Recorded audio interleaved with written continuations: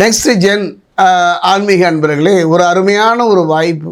ஒவ்வொரு மாதமுமே நம்முடைய மனித வாழ்வு ஏதோ ஒரு விதத்தில் ஏதோ ஒரு ஏக்கத்தோடு நகர்ந்து கொண்டு தான் இருக்கின்றன. தொழிலில், வாழ்க்கையில் ஒரு போராட்டத்தை சந்திக்கும் பொழுது அந்த மனம் கலங்கி போகின்றது. அப்படிப்பட்ட காலத்தில் இந்த மனித மனம் இறைவனை நாடுகின்றது. இறைவன் சார்ந்த ஒரு ஜோதிடமும் ஒரு கலங்கரை விளக்கம் தானே. அந்த வகையில் இந்த டிசம்பர் மாதம் ஒவ்வொரு மாதமுமே சோழி பிரசனத்தின் மூலமாக பார்த்திங்கன்னா நெக்ஸ்ட் ஜென் அதில் நான் ஜோதிடம் சொல்லி கொண்டு வருகிறேன். அந்த வகையில் பார்க்கும்போது டிசம்பர் மாதத்தை பொறுத்த வரைக்கும் 2025 கடைசி மாதமாக இருந்தாலும் வருகின்ற 2026 எதிர்கொள்ளக்கூடிய ஒரு மாதமாக காலமாக அமைகின்றது.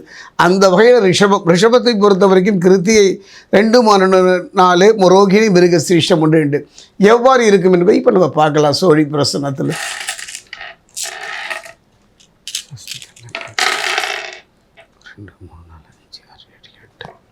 ரிஷபத்தில் இருக்கக்கூடிய கிருத்திகை, ரிஷபத்தில் இருக்கக்கூடிய ரோகிணி,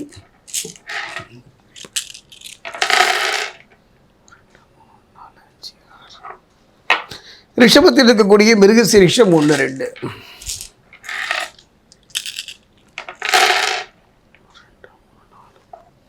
ரிஷபராசி அன்பர்களே, ஒரு நிலையினுடைய ஒரு மனிதனுடைய வாழ்வியலை பொறுத்த வரைக்கும் கண்ணுக்கு முன் வருகின்ற நிகழ்வுகளை நாம் எதிர்த்து போராடலாம், தற்காத்து கொள்ளலாம். கண்ணுக்கு தெரியாமல் கர்மாவின் காரணமாக வருகின்றதற்கு நாம் என்ன செய்ய முடியும்?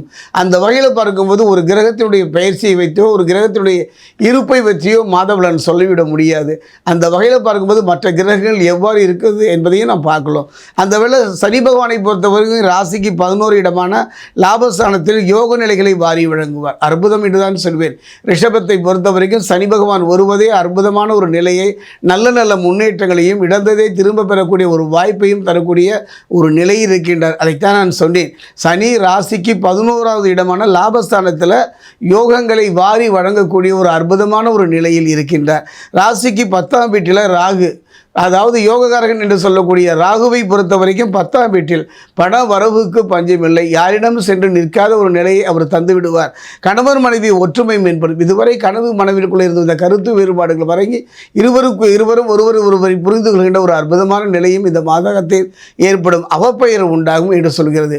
காரணம் என்ன? யோககாரன் என்று சொல்லக்கூடிய ராகுவை பொறுத்த வரைக்கும் சில அவப்பெயர்களை ஏற்படக்கூடிய சூழ்நிலை அரசியலில், ஆன்மீகத்தில், பொது வாழ்க்கையில் கொஞ்சம் கவனமாக இருக்க, நிதானமாக இருந்து விட்டால் அதை தடுத்து விடலாம். அதே நேரம் பார்த்தீங்கன்னா கணவன் மனைவியின் ஒற்றுமை என்று சொன்னேன்லவா, ஒரு மனிதனுடைய வாழ்க்கையில் கணவன் மனைவி உறவு என்பது ஒரு அற்புதம் தான்.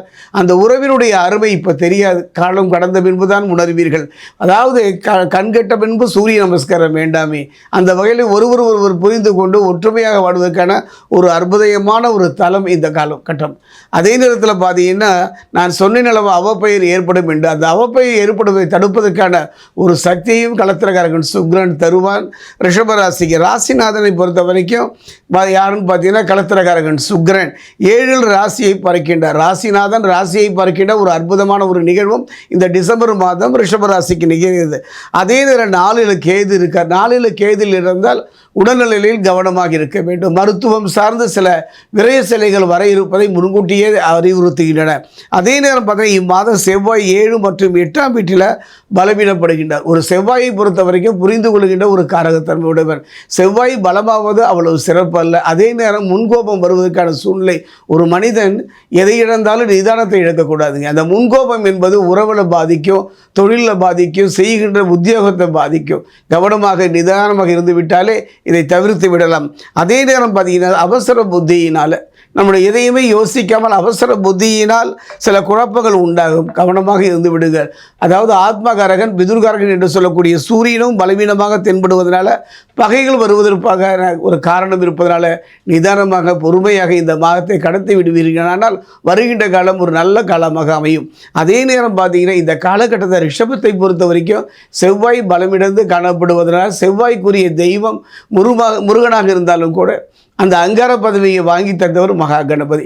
திருத்தணி அருகே இருக்கக்கூடிய பாதசனீஸ்வரர் ஆலயம் சென்றோ அல்லது அருகில் உள்ள கணபதி ஆலயம் சென்றோ 5 தேங்காய் கோத்த மாலையை அணிவிப்பது சிறப்பு.